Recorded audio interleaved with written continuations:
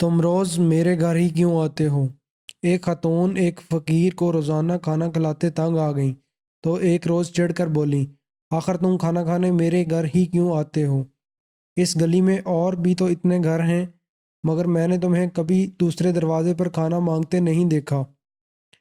میں ڈاکٹر کے حکم سے مجبور ہوں بیگم صاحبہ، فقیر نے سر جھکا کر کہا۔ کیا تمہیں ڈاکٹر نے روزانہ میرے گھر سے کھانا کھانے کا حکم دیا ہے؟ خاتون نے حیرت سے آنکھیں پھیلاتے ہوئے پوچھا۔